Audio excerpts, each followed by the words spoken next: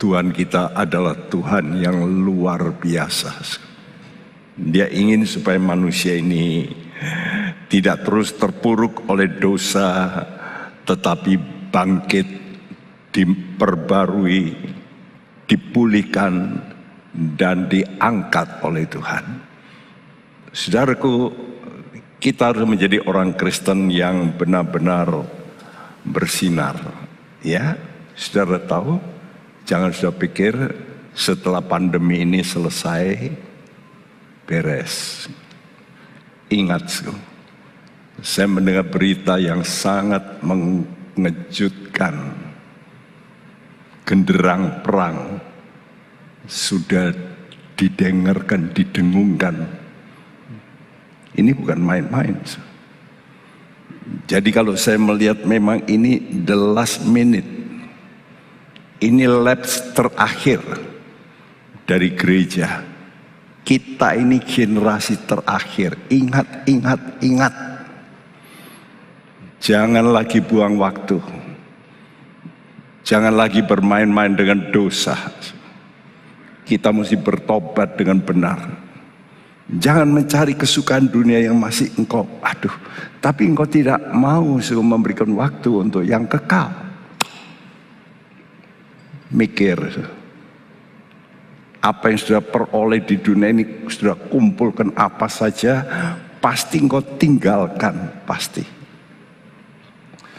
Nah, saudaraku, bulan ini, bulan Desember, mengakhiri tahun ini, saya memberikan tema untuk sebulan, yaitu bersinar sampai Tuhan datang. Apakah pelitamu masih terus tetap menyala? Rohmu tetap connect dengan Tuhan sampai Tuhan datang. Ya, dan kita tidak tahu kapan kita mati. Bisa sewaktu-waktu. Ini harus diperhatikan juga. Ya, jadi hidup kita ini mesti terisi minyak yang cukup. Seperti 5 gadis yang pandai, jangan seperti 5 gadis yang bodoh. Hari ini kita berbicara, tema khotbah kita adalah dipromosikan Tuhan. Sudah melihat orang yang dipromosikan Tuhan seperti bintang-bintang ini. Nanti akan diangkat oleh Tuhan, dan kata Tuhan, orang-orang benar akan bercahaya seperti bintang-bintang. Ya, sudah lihat gambar di situ, ada mata yang memandang dari atas. Melihat apa? Alkitab mengatakan dalam 2 Tawarikh 16 ayat 9, mata Tuhan itu menjelajah seperti radar. Dia mencari siapa? Mencari orang yang sungguh-sungguh, orang yang sungguh-sungguh mencari Dia. Entah saudara cari apa di gereja, saya nggak tahu. Hanya Anda yang tahu dengan Tuhan. Tapi kalau Anda mencari yang lain, saya katakan miss, salah. Saudara masih mencari Tuhan. Ya, kenapa? Kalau sudah mencari Tuhan, kita ini manusia yang berdosa asalnya, tapi Tuhan mau pulihkan supaya kita dipromosikan naik. Ya, luar biasa Tuhan kita. Nah, karena itu tujuan khotbah ini adalah saudara-saudara harus belajar untuk mengimpartasikan hidupmu dengan sungguh-sungguh. Mungkin pertama dengan anak. Mungkin tidak semua anak bisa menurut. Alkitab memang melihat begitu. Anaknya orang hebat belum tentu baik. Ya, tapi diharapkan tentunya kalau bisa baik. Nah, tujuan khotbah ini, saudara masing-masing harus menghasilkan bintang-bintang kerajaan. Jangan cuma menjadikan anakmu bintang pelajar. Wah, hebat sudah. tapi baru bintang pelajar. Bintang sepak bola, wah hebat, gajinya besar. Tapi setelah mati, habis. Itulah dunia. Saudara masih menjadikan anak-anakmu nanti bintang yang bisa bertahan, kekal. Nah, Tuhan kata, apa gunanya toh kamu mendapat seluruh dunia, tapi jiwamu binasa. What for? Coba mikir toh, saya kalau melihat beberapa saudara masih waktunya itu banyak digunakan untuk kesenangannya, hobinya, tapi tidak mau. Ini loh, momen kita ini tinggal sedikit, waktunya tinggal sedikit, ya. Jadi goal kita adalah saudara kalau bisa menghasilkan bintang-bintang dalam kerajaan Tuhan. Nah, itulah yang dijanjikan Tuhan kepada Bapak orang percaya. Karena itu kalau saudara mau mengikuti tapak imannya Bapak Abraham, saudara juga harus seperti ini. Kejadian 22 ayat 16-18 berbunyi, katanya, aku bersumpah demi diriku sendiri, demikianlah firman Tuhan. Karena engkau telah berbuat demikian dan engkau tidak segan-segan untuk menyerahkan anakmu yang tunggal kepadaku, maka aku akan memberkati engkau berlimpah-limpah dan membuat keturunanmu sangat banyak seperti bintang di langit dan seperti pasir di tepi laut. Dan keturunanmu itu akan menduduki kota-kota musuhnya. Oleh keturunanmu lah semua bangsa di bumi akan mendapat berkat karena engkau mendengarkan firman-Ku. Ya, ini Bapak orang percaya. Ya, kenapa? Karena engkau, kata Tuhan, telah berbuat demikian, yaitu engkau tidak segan-segan menyerahkan anakmu yang tunggal, Ishak. Jadi saudaraku, orang dunia berkata, ada barang baik, ada harga. Saudara mau mendapat barang yang bagus, mau murah, nggak ada. Betul? Nggak ada. Barang bagus pasti mahal. Itu pasti. Ya, sama. Saudara mau mendapat hidup kekal yang hebat, engkau harus bayar harga. Dan bayar harga inilah sekarang. Karena itu banyak dari kita senangnya hobi, tapi tidak mau bayar harga untuk hal rohani. Ini yang saya perhatikan. Saya masih belum puas, ya, karena waktu pendeta Korea, pendoa yang tiap hari itu berdoa 9 jam. Dia selalu penglihatan, begitu dia datang ke gereja, dia melihat, ya, berapa orang yang berpakaian putih. Dia itu bisa mendapat penglihatan itu. Waktu dia ke Indonesia, dia kaget. Pertemuan hamba-hamba Tuhan. Dia berkata, saya melihat kurang dari 10% pakai pakaian putih. Waduh, saya kaget. Dan waktu dia datang kemari, dia berkata di gereja ini sudah 30%. Saya masih kaget. Baru 30%. Wow. Jadi itu mungkin 10 tahun lalu dia datang. Ya. Janji Tuhan pada Bapak Abraham, aku akan memberkati engkau berlimpah-limpah. Dan keturunanmu itu nanti seperti bintang di langit. Namun juga sebagian seperti pasir di laut. Ini perhatikan, kalau pasir nggak percaya.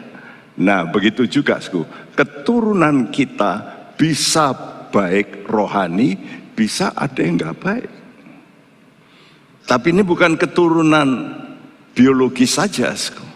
Tuhan berjanji di sini juga untuk kita ini keturunan Bapak Abraham. secara rohani. Ya, banyak orang ke gereja, sebagian nanti seperti bintang, sebagian seperti pasir. Nah, hari ini kita mau belajar dari hidup seorang, yaitu Mordekai. Mungkin Anda nggak pernah dengar nama ini, Mordekai. Ya, kita mau expose hidup orang ini yang betul-betul luar biasa. Orang ini sederhana, ya. Dia penjaga pintu gerbang raja. Berarti apa, Sku? Satpam. Nah, begitu loh. Cara Tuhan itu kalau mencari orang bukan hebat-hebat. Benar? Daud siapa? Gembala. Dia tidak pernah di bangku sekolah yang sampai universitas. No, gembala. Tapi jadi raja. Siapa Yusuf? Gembala. Tapi yang exception, yang luar biasa itu hati mereka. Nah, hari ini Tuhan mau mencari hati Anda yang betul-betul mencari Tuhan, yang cinta Tuhan. Mari kita mau belajar dari seorang ini, seorang satpam, ya, di istana raja untuk jaga pintu gerbang. Ya, mari kita baca Ester pasal 2 ayat 5 dan 6. Pada waktu itu ada di dalam benteng Susan seorang Yahudi yang bernama Mordekai bin Yair bin Simei bin Kis seorang Benyamin yang diangkut dari Yerusalem sebagai salah seorang buangan yang turut dengan Yekonya Raja Yehuda ketika ia diangkut ke dalam pembuangan oleh Raja Nebukadnezar Raja Babel. Ya, oleh karena dosa dari umat Israel, kerajaan utara dibuang oleh kerajaan Asyur. Kerajaan yang di selatan Yehuda dibuang oleh Babel ke Babel. Salah seorang buangan itu bernama Kis, seorang Benyamin. Ini nenek moyang Mordekai. Ya, Mordekai punya papa Yair, punya engkong Simei, punya kongco Kis. Jadi kongconya Mordekai ini suku ditawan ke Babel, yaitu pada saat Babel ditaklukkan tahun 597. Alkitab kita itu detail, nggak ada ya buku agama yang nulis sampai detail-detail tahun, raja, dan boleh dibuktikan. Dan ternyata ini otentik. Jadi ini bukan abal-abal firman Tuhan itu. Ya, di sini Mordekai itu nenek moyangnya orang buangan. Karena itu pasti dia menderita. Ya, akibat dosa bangsanya. Kita mau melihat poin-poin ini. Yang pertama, Allah itu melihat manusia menurut standar ilahi. Dia tidak menurut standar manusia. Wih, ini orang hebat di dunia. Justru tahu orang-orang hebat di dunia ini yang ngatur bumi ini nanti. Saya mendengar berita-berita ini ngeri. Kita nggak lama loh ini. Nanti saudara, kekayaanmu semua diambil dan diatur oleh pemimpin dunia yang akan datang. Nggak lama.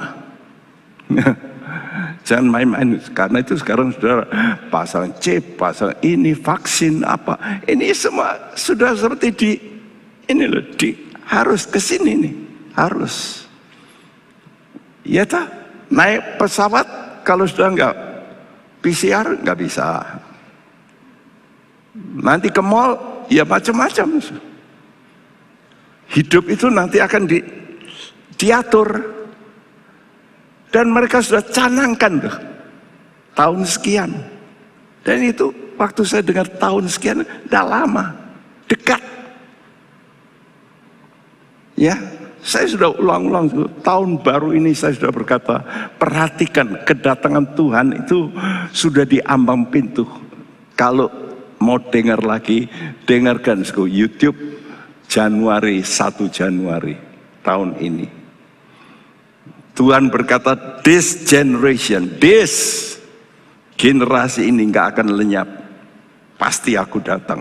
Loh, kurang apa toh ya? Anda ini kok tidak mau percaya? Generasi ini loh. Saya tuh kalau dengar firman Tuhan, aduh anak-anak Tuhan ini, ayo toh jangan banyak suku konsentrasi dengan hal-hal kesenangan dunia. Waduh, tapi tidak mau korbankan. Kita masih bayar harga. Allah melihat manusia itu menurut standar dia ilahi. Apa yang standar Tuhan? Hati. Ya. Hati yang bagaimana? Ya. Mordekai, nama Mordekai artinya orang kecil. Dan nama berikut memar yang pahit. Aneh ya. Namanya kok enggak enak gitu. Orang kecil memar, ya, bitter bruising, jadi dipukul gitu, memar, ya. Kenapa nama ini diberikan oleh Yair? Kalau nama anak itu kan disebut tiap hari. Nah, ini orang-orang Israel yang rohani zaman dulu, untuk mengingatkan dia, mengingatkan anaknya. Maka anaknya itu diberi nama seperti itu. Tapi dengan konteks iman. Jadi memiliki latar belakang yang buruk sebab dosa bangsanya. Ayahnya, nama Yair itu hanya enlightener, pencerah. Jadi dia itu mencerai anaknya. Nak, waktu engkau lahir itu saya dalam keadaan pahit, keadaan bangsa kami. Jadi kamu ingat-ingat ya, oleh karena dosa umat Israel, hidup kita ini pahit. Ingat-ingat, karena dosa. Nah, sebagai pencerah berarti Yair ini mempunyai hati yang takut akan Tuhan. Dan hati yang rendah. Kenapa? Karena dia mau menyembah Allah saja. Karena itu nama nubuatnya juga disebut orang kecil. Nah, jadi dia tidak muluk-muluk. Sama dengan Paulus. Paulus itu artinya little, cilik. Dia orang hebat. Tapi ketemu Tuhan, aduh, aku gak ada apa-apanya. Ya, aku orang kecil. Nah, ini penting. Hati kita mesti jaga seperti itu. Jangan ninggi, jangan sombong. Sudah diberkati, wah, ini paling baik, fluktuasi. Saya berkata dua hal ini mesti hati-hati. Percaya dan rendah hati ini. Karena ini bisa goyang terus.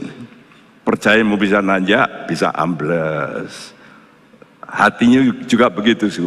Bisa kadang-kadang, rasanya bangga gitu. Kadang-kadang down. Betul nggak? Nah, saudara akui lah. Kalau ada problem, saya down. Going up, going down. Gelombang. Ya, saudaraku.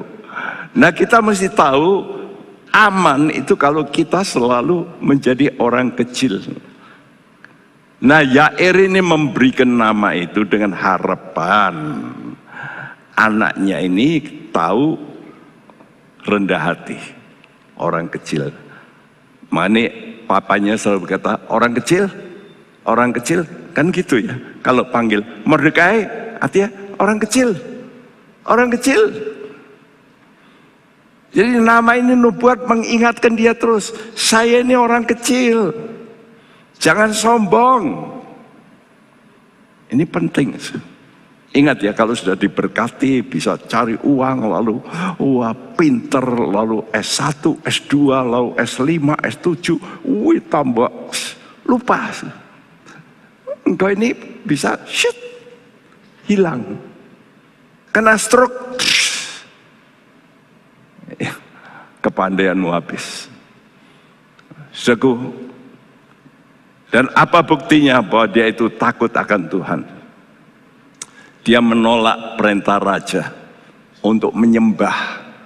Waktu itu Haman, tangan kanan dari raja, ya saudaraku, itu naik, Raja Ahasveros itu naik peringkatnya, sampai rakyat disuruh bukan hanya menyembah pada raja, tapi juga pada Haman. Begitu Haman lewat, semua harus sembah. Si Mordekai nggak mau. Teman-temannya, kamu nanti bisa dibunuh loh. Enggak, saya nggak mau. Karena Tuhan memang memperbolehkan saat itu ya, orang nyembah raja itu sebagai penghormatan, tapi bukan sebagai yang harus hebat. Tapi ini bukan raja, dia nggak mau. Jadi Mordekai betul-betul takut akan Tuhan. Dan ini sesuai dengan apa yang dilakukan oleh Petrus dan Yohanes waktu mereka ditangkap oleh imam-imam, lalu dianiaya. Lalu apa kata mereka? Kisah Rasul 4 ayat 19. Tetapi Petrus dan Yohanes menjawab mereka, silakan kamu putuskan sendiri, manakah yang benar di hadapan Allah, taat kepada kamu atau taat kepada Allah? Iya. Jadi waktu itu rasul-rasul ditakut-takuti itu. Kamu tidak boleh bersaksi. Kamu nggak boleh cerita tentang Yesus yang bangkit. Tapi mereka terus. Mereka ditangkap. Saudaraku. Dan waktu ditangkap, coba kamu pikir, mana yang benar? Ya, taat kepada Allah atau taat kepada manusia, walaupun raja sekalipun. Nah, mari kita baca ayat-ayat ini supaya menggugah kita. Mazmur 75 ayat 7 dan 8. Sebab bukan dari timur atau dari barat, dan bukan dari padang gurun datangnya peninggian itu, tetapi Allah adalah hakim, direndahkannya yang satu dan ditinggikannya yang lain. Ya, dalam bahasa Inggris katakan promosi bukan datang dari timur atau barat, bukan dari padang gurun, tapi promosi datangnya dari Allah yang adalah apa? Hakim. Dia hakim manusia. Kenapa? Karena dia melihat hati manusia. Benar apa enggak ini hatinya? Matius 23 ayat 12. Dan barang siapa meninggikan diri, ia akan direndahkan. Dan barang siapa merendahkan diri, ia akan ditinggikan. Wow, ini perlu diperhatikan. Bahkan Tuhan berkata dalam ayat lain, Allah melawan orang sombong. Makanya hidupmu nggak bisa tenang karena apa sih? Karena Allah melawan. Rohnya itu terus jadi oposisi. Nah, sebagai hakim, Allah itu maha tahu hati manusia. Dan Allah memutuskan, oke, orang ini yang aku akan angkat. Orang ini yang aku akan turunkan. Dia tahu hati manusia. Ini yang pertama. Kedua, Allah tertarik dengan manusia yang memiliki hati kasih. Jadi rendah hati, wah itu Allah sangat suka. Tapi juga hati yang punya kasih. Dan kalau orang punya kasih, harus punya apa? Harus punya belas kasihan. Kalau dia nggak bisa berbelas kasihan, Tuhan nggak bisa. Karena itu, kalau saudaramu salah, kata Tuhan apa?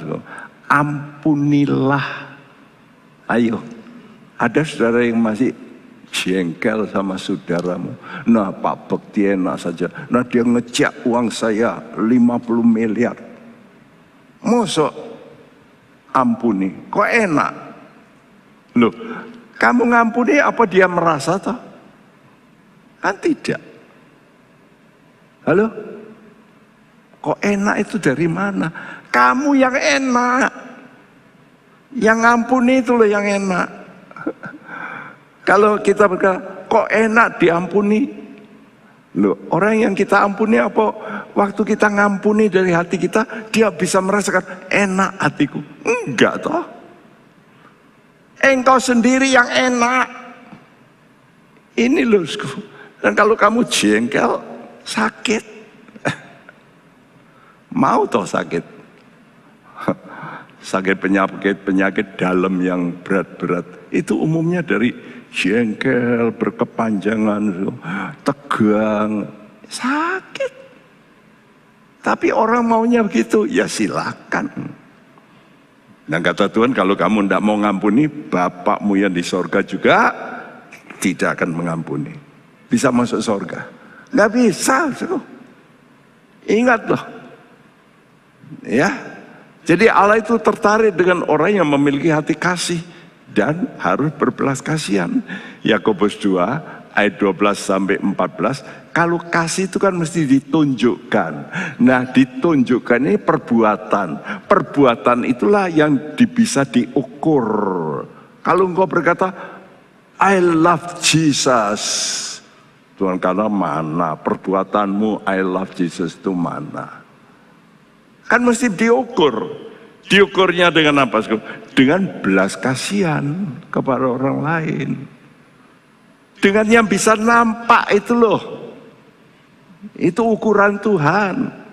Makanya Yakobus 2 ayat 12 sampai 14 berkata, berkatalah dan berlakulah seperti orang-orang yang akan dihakimi oleh hukum yang memerdekakan orang. Sebab penghakiman yang tak berbelas kasihan akan berlaku atas orang yang tidak berbelas kasihan. Tetapi belas kasihan akan menang atas penghakiman. Apakah gunanya, saudara-saudaraku, jika seorang mengatakan bahwa ia mempunyai iman, padahal ia tidak mempunyai perbuatan? Dapatkah iman itu menyelamatkan dia? Iman tanpa perbuatan mati. Tidak ada gunanya. Mungkin beberapa orang berkata, lihat tuh Daud itu berbuat zina, lalu membunuh. Kok ya dihidupi Tuhan? Kok enak? Loh, kenapa? Kenapa Daud itu kok bisa diampuni Tuhan? Mestinya dihukum. Oh, Tuhan sudah ngomong, apalagi dia hidup pada zaman Taurat, harus mati. Tapi kenapa? Karena dia berbelas kasihan. Kepada siapa? Musuh. Loh, kepada mertuanya ini loh. Dia kasihan. Sudah di depan mata, mertuanya mau membunuh dia berkali-kali. Dan mertua ini tidur ngorok, enak. Semua orang kata, saya tikam ya, saya tikam. Kata Daud, no, jangan. Loh, kenapa? Kan Daud berbelas kasihan. Karena itu Tuhan itu ukur. Menurut perbuatanmu, kamu punya belas kasihan enggak? Kalau kamu enggak punya belas kasihan, lain kali kamu salah, aku juga tidak berbelas kasihan. Tidak akan. Bahkan Tuhan itu kalau tidak belas kasihan, wih, mana ada di dunia orang dihukum terus selamanya? Nggak ada. Paling apa? Mati. Betul? Tapi Tuhan enggak loh. Orang mati dihidupkan lagi, dihukum lagi, terus hidup, dihukum. Itu neraka. Loh, Tuhan itu kalau kejam dibilang kejam, kejam loh. Tapi bukan kejam salah. Dia sudah kasih tahu dulu. Kalau kamu nggak nurut aku ini penciptamu. Loh, kamu kok mau bandel? Kalau kamu nggak mau, ya ini penghakiman tidak akan berbelas kasihan. Engkau nanti beberapa orang nanti di neraka teriak-teriak, Tuhan ampuni saya. Enggak, saya tidak mau ngampuni. waktu hidup kamu tidak mau ngampuni kok. Sekarang teriak-teriak. Ini loh, saya itu kalau lihat itu, Tuhan tolonglah anak-anak Tuhan. Kok masih ada orang Kristen tidak mau mengampuni? Kok masih ada, itu gimana? Mau masuk surga atau neraka? Ya, jadi perbuatan iman yang dilakukan Mordekai ini kelihatan. Kenapa? Imannya bekerja oleh kasih. Galatia 5 ayat 5-6. Sebab oleh roh dan karena iman kita menantikan kebenaran yang kita harapkan. Sebab bagi orang-orang yang ada di dalam Kristus Yesus, hal bersunat atau tidak bersunat tidak mempunyai sesuatu arti. Hanya iman yang bekerja oleh kasih. Liturgi lahiria, aturan lahiria. Kata Tuhan itu enggak ada artinya. Jadi misalnya orang Yahudi dulu harus sunat. Ya harus itu. Saudaraku, tapi kata Tuhan yang penting itu bukan itu. Itu aturan Taurat, itu cuma bayang-bayang. Sunat itu berarti korban, betul. Jadi waktu Abraham mau diberkati Tuhan, dia mesti disunat. Dan sunat itu sakit, korban. Nah sekarang kita nggak perlu sunat. Yang penting saudara bisa nggak engkau, kadang-kadang kalau nurut Tuhan itu hatimu seperti diiris-iris. Ngampuni orang yang salah. Tatap muka aja nggak mau lihat, betul nggak? Dan saudara mesti ngampuni, mesti lihat. Wah itu pengorbanan.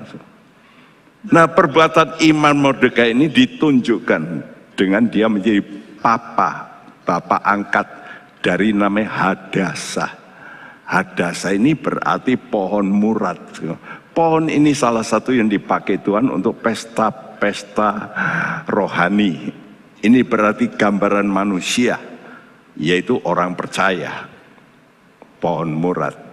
Ya, tapi di bawah bimbingan dari Mordekai, oleh dorongan kasihnya, iman yang bekerja oleh karena kasih, pohon murad ini, Hadasa ini jadi nanti namanya Esther.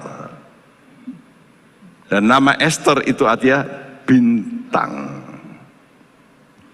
Ya, Esther 2 ayat 7. Mordekai itu pengasuh Hadasa, yakni Esther, anak saudara ayahnya, sebab anak itu tidak beribu bapa lagi. Gadis itu elok perawakannya dan cantik parasnya. Ketika ibu bapanya mati, ia diangkat sebagai anak oleh Mordekai. Iya, Mordekai pengasuh. Kata pengasuh dari bahasa aslinya mempunyai arti membangun, mendukung. Nah, orang yang suka membangun orang lain, mendukung orang lain, ya, orang percaya ini mesti didukung. Karena itu saya minta, ya, leader sel, pemimpin sel itu harus mendukung. Ya, saudara berikan waktu dan sebagainya untuk mendukung mereka ini supaya mereka semua yang di bawah bimbinganmu itu menjadi bintang-bintang. Ya, menjadi orang-orang yang hebat. Ya, nah itu seharusnya dilakukan oleh semua kita yang ingin juga jadi bintang. Nah karena itu tidak boleh anak Tuhan itu diam sendiri. Dia mesti belajar untuk membangun orang lain. Nah kalau saudara mau membangun orang lain tapi dirimu sendiri jelek, orang lain kata, kamu kok ngajari aku, betul nggak? Nah kamu kayak gitu kok ngajari aku. Karena itu pemimpin ini dituntut. Ya, tapi enak sudah jadi pemimpin, sudah ini bisa mawas. Oh ya aku nggak boleh gitu. Karena anak buahku nanti lihat aku. Betul nggak? Nah aku ngomongannya kasar. Nah anak buahku gimana? Katanya mimpin saya dengan kasih. Nah kok gitu? Karena itu kalau sudah jadi pemimpin bukan rugi. Saudara itu bisa lalu timbul takut akan Tuhan. Aku diawasi loh. Nah banyak orang nggak mau jadi pemimpin. Kenapa? Mau engkau di kata-katain, enggak lah. Jadi penonton aja bisa ngeritik. Betul? Mana orang kalau dulu pemain tenis sudah atau bulu tangkis sudah menurun, goblok nyemes ora iso. Nah, coba kamu yang main bisa enggak? Enggak bisa. Manusia itu gampang ngomong ya. Jadi pemimpin itu enggak gampang. Pendeta banyak dicaci maki, sudah biasa, saya sudah dulu ya. Ini sekarang sudah aku jarang dengar. Kalau dulu, waduh, istri saya dulu itu nangis kok. Kok gini ya, jadi pendeta kok, waduh, dicela. Kenapa? Karena kita ini seperti hidup di dalam kaca gitu. Begini dilihat, gitu dilihat. Salah ngomong, wah. Ya. Karena itu hebat ini Mordekai. Ya. Nah, Mordekai mengangkat Hadasa sebagai anak. Berarti Mordekai ini melakukan apa? Pembapaan. Ini yang disebut mentoring. Nah, saudara mesti belajar mentor orang lain. Mungkin yang nakal, saudaramu yang gak baik, suamimu yang gak baik mau dimentor. Jangan cuma dicaci maki, dimarahi, ya tambah bentrok. Coba dibimbing dengan seperti bapak atau ibu. Coba Anda dulu punya anak, pernah enggak anakmu itu jambak rambutmu? Waktu engkau gendong itu dia jambak-jambak. Lalu engkau gimana? Cepret keluar. Ya ibu ini yang gila ya. Mau siapa? Nah, kita itu pembimbing mesti gitu ya. Kadang-kadang sekialah anak kecil lah ngomong gini. Ayah masih kecil rohaninya, kan gitu. Sabar. Jadi menjadi mentor ini bisa sabar, berubah nanti sifatnya. Ya, gereja Tuhan itu membutuhkan orang-orang begini. Kami masih membutuhkan leadership dari saudara yang mau jadi pemimpin sel. Begitu banyak orang cukup pandai-pandai di sini, tapi nggak mau ribut. Kalau hobi mau, tapi untuk bimbing itu namanya korban. Abraham ini diminta anaknya loh untuk korban, dia mau.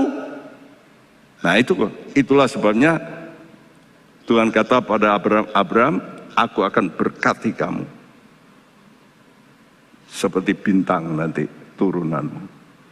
Mau nggak saudara sekarang? Ayo dengarkan khotbah ini, saudara punya reaksi dong, respons. Iya, saya mau dididik, saya mau belajar bagaimana memimpin orang. Kan gitu. Jangan diem aja ya, khotbahnya api. Tapi sudah nggak respons. Setelah ini kalau ada training jadi pemimpin sel, ayo mendaftarkan diri semua. Ya, mari kita baca 1 Tesalonika 2 ayat 11 dan 12. Kamu tahu betapa kami seperti bapa terhadap anak-anaknya telah menasehati kamu dan menguatkan hatimu seorang demi seorang dan meminta dengan sangat supaya kamu hidup sesuai dengan kehendak Allah yang memanggil kamu ke dalam kerajaan dan kemuliaannya.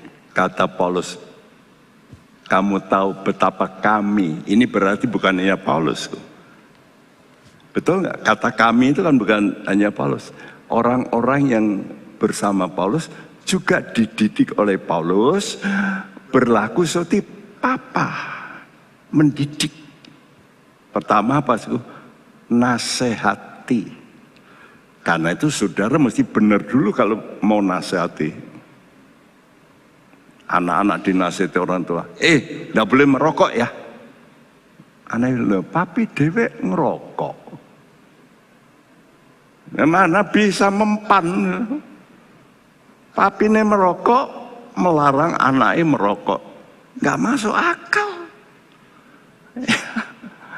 Makanya kalau saudara sudah mulai menasihati, saudara mesti juga, aku yang mesti hati-hati loh. Aku bisa nasihati orang, ya. Hormati orang tuamu. Anaknya ngomong, nah papi kok enggak menghormati engkong enggak? Waduh, mati kamu. Skak, mat. Nggak boleh. Menasihati apa? Bukannya nasihati, nah ini loh. Jangan berhenti nasihati. Bosen anak-anak dinasihati. Menguatkan hati. Lalu apa? Meminta dengan sangat. Jadi I beseech you. Itu arti ayo to apa? Hidup sesuai dengan kehendak Allah. Nah ini saya ini sering gitu. Ayo to dari mimbar hidup sesuai dengan kehendak Allah. Kenapa? Karena Allah itu mau memanggil kamu kemana? Ke dalam mana? Kerajaan dan kemuliaannya. Saudara ini akan dibawa masuk kerajaan sorga, masuk dalam kemuliaan. Nah, Hadasa menjadi orang yang lebih dikenal dengan nama Esther. Coba buka nanti di rumah kitab Esther. Tulisan Hadasa itu cuma saya baca sekali, yang lainnya semua Esther. Dia lebih kenal dengan nama Esther. Kenapa? Oleh karena ada Mordekai yang membimbing sebagai bapak rohani. Sama seperti Paulus, ya, meminta dengan sangat supaya kamu hidup sesuai kehendak Allah. Memanggil kamu ke dalam kerajaan dan kemuliaannya. Karena itu Esther dididik oleh Mordekai. Nggak boleh ini ya, nggak boleh itu. Nanti saya baca di kitab Esther. Ya, aku nasihati kamu ya. Jaga ya hidupmu. Jadi dari kecil dia asuhku. Lalu, jadi anak perempuan yang cantik bukan main. Ya begitu luar biasa cantik. Waktu mulai dicari pengganti permaisuri yang di off oleh Tuhan, oleh Raja Asweros, maka dia terpilih Esther ini, ya. Sehingga apa? Esther kemudian dipanggil, persis seperti kata Tuhan, ya, dipanggil ke dalam kerajaannya.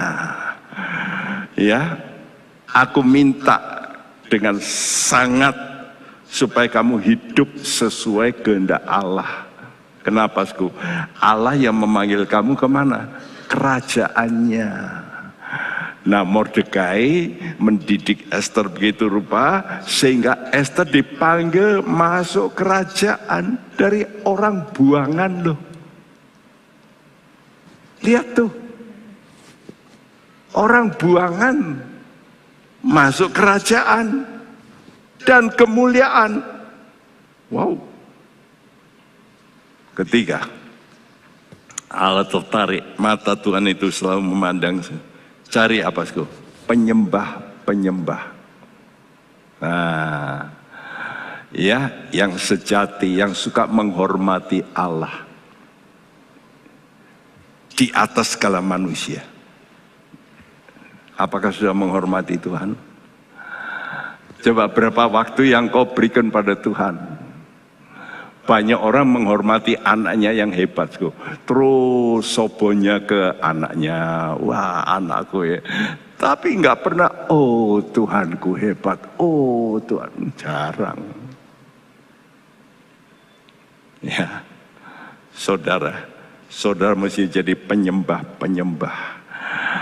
Esther 3 ayat 2 dan 3. Tetapi aku berkat kasih setiamu. Sorry. Ya. Kau belum. Ya. Dan semua pegawai raja yang di pintu gerbang istana raja berlutut dan sujud kepada Haman. Sebab demikianlah diperintahkan raja tentang dia. Tetapi Mordekai tidak berlutut dan tidak sujud. Maka para pegawai raja yang di pintu gerbang istana raja berkata kepada Mordekai, "Mengapa engkau melanggar perintah raja?" Ya, semua pegawai raja di pintu gerbang sujud. Ya, sakah, ya itu prostrate, jadi longsor gitu ya. Kalau Haman lewat semua, tapi Mordekai enggak mau dia. Teman-temannya kata, kamu nanti mati loh. Tapi Haman ini ngomong dah mati. Orang itu ya kok enggak mau berlutut. Nanti aku bunuh bukan hanya orang itu. Seluruh bangsanya tak habisin. Seluruh orang Yahudi. Woi, itu loh saking jengkel Haman ini. Nah, kenapa Mordekai enggak mau? Takut akan Tuhan. Karena Tuhan larang. Jangan menyembah manusia, nggak boleh, ya, saudaraku. Nah, jadi Mordekai punya takut akan Tuhan, dan takut akan Tuhan itu selalu disertai hormat yang tinggi. Dan kalau sudah hormat pada Tuhan, saudara suka sembahyang. Bukan berdoa saja loh ya. Berdoa itu tiap kali sudah datang, Tuhan pimpin saya. Nah itu biasanya begitu. Kalau sembahyang itu nyembah. Engkau Tuhan maha besar. Engkau aku puji Tuhan. Engkau yang memberi aku hidup. Tadi pagi saya sembah Tuhan dalam kata Tuhan, Engkau lihat hatiku. Engkau bisa melihat hatiku. Mari Tuhan, koreksi hatiku. Aku mau menyembah Tuhan. Hormati Tuhan. Jadi jangan sudah cuma berdoa, mau makan Tuhan, nanti saya makan ini supaya tidak sakit perut. Tuhan lindungi perjalanan kami, itu berdoa. Banyak orang berdoa minta-minta tapi tidak pernah sembah. Lihat itu orang-orang dunia, kalau nyembah dewa-dewanya, lihat aja. Kalau sudah lihat gambar-gambar kuil di Lhasa, ya di Tibet itu, di atas gunung, orang dari bawah merangkak sampai luka-luka, longsor di tanah ini merambat seperti cacing naik ke gunung. Untuk apa? Nyembah. Loh, begitu loh, kita orang Kristen di gereja,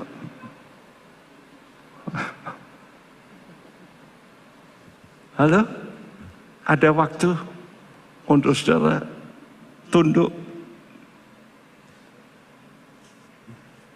longsor di bawah kaki Tuhan. Mazmur 5 ayat 8. Tetapi aku berkat kasih setiamu yang besar, aku akan masuk ke dalam rumahmu, sujud menyembah ke arah baitmu yang kudus dengan takut akan engkau. Kenapa orang bisa sujud menyembah? Karena takut akan Tuhan. Wahyu 15 ayat 4. Siapakah yang tidak takut ya Tuhan, dan yang tidak memuliakan namamu, sebab engkau saja yang kudus, karena semua bangsa akan datang dan sujud menyembah engkau, sebab telah nyata kebenaran segala penghakimanmu. Lihat, nanti semua manusia akan dihakimi. Sekarang belum ya, tapi Tuhan sudah kasih tahu. Ingat ya, Tuhan sudah kasih tahu, saudara seneng gak seneng, gak mau nyembah Tuhan, no problem bagi Tuhan. Tapi Tuhan kasih aturan, siapa yang gak sembah aku hakimi. Itu pasti. Karena itu jangan suka marah-marah sama Tuhan, komplain. Tuhan kok begini ya? Wah, Tuhan kok ndak adil. Kenapa Tuhan bikin keluargaku begini? Lu kok Tuhan? Lu kenapa beberapa anggota kita yang begitu anaknya lahir mati, Tuhan kok jahat? Tuhan lagi. Wahyu 14 ayat 6 dan 7. Dan aku melihat seorang malaikat lain terbang di tengah-tengah langit, dan padanya ada Injil yang kekal untuk diberitakannya kepada mereka yang diam di atas bumi, dan kepada semua bangsa dan suku dan bahasa dan kaum. Dan ia berseru dengan suara nyaring, takutlah akan Allah dan muliakanlah Dia, karena telah tiba saat penghakimannya. Dan sembahlah Dia yang telah menjadikan langit dan bumi dan laut dan semua mata air. Iya, ini suara malaikat nanti jalan di udara. Itu nanti ya, waktu zaman antikris ini Tuhan ngomong. Nggak ada gereja, nanti Tuhan pakai malaikat, sekedar malaikat teriak di langit dan berkata, takutlah akan Allah, sembahlah, muliakan, karena tiba saat penghakimannya, sembahlah. Jadi ada hubungan juga antara takut akan Allah dengan sembah dan penghakiman. Jadi kalau kita sekarang nggak belajar nyembah Tuhan, masuk surga nanti tugas kita apa? Nyembah Tuhan. Itu kerjaan kita di sorga. Terakhir, Allah menghakimi menurut perbuatan manusia.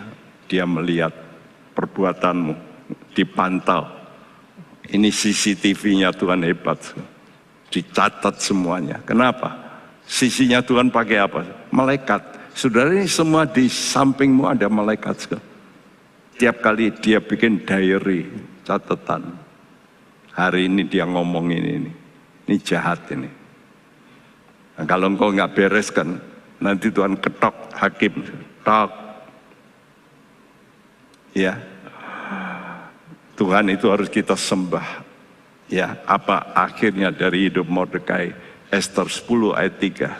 Karena Mordekai, orang Yahudi itu menjadi orang kedua di bawah Raja Ahasiweros, dan ia dihormati oleh orang Yahudi serta disukai oleh banyak sanak saudaranya, sebab ia mengikhtiarkan yang baik bagi bangsanya dan berbicara untuk keselamatan bagi semua orang sebangsanya. Iya, seorang satpam pintu gerbang bisa naik menjadi orang kedua di dunia. Di dunia. Ini serupa dengan Yusuf. Yusuf itu gembala, jadi orang kedua di dunia. Sebagai hakim, Allah tahu bagaimana caranya meninggikan, mempromosikan orang yang takut akan Tuhan, yang suka nyembah Dia. Ingat janji firman-Nya. Dia akan meninggikan dan merendahkan, ya. Dan ternyata digenapi oleh Tuhan omongan itu, ya. Bagi Mordekai ditinggikan, dimuliakan oleh raja dunia, menjadi orang kedua. Sebaliknya musuhnya Haman. Dengan cara Tuhan akhirnya Haman ini dibunuh. Di mana? Tiang gantungan yang dibuatnya untuk menggantung Mordekai. Dia digantung di sana dan semua orang melihat. Mati dalam kehinaan. Ingat, kita semua satu kali akan menghadap hakim. Mau tidak mau, senang atau sudah nggak senang. Saudara mau hidup seenakmu, terserah. Tapi saya anjurkan jangan, ikutilah Tuhan dengan baik, dengan takut akan Tuhan. Dan saudara benar-benar harus takut akan Tuhan, supaya benar-benar nanti kita satu kali akan menghadap Tuhan, kita bersyukur, Tuhan, terima kasih. Karena itu mari kita berkata, aku tidak bersyukur pada Tuhan.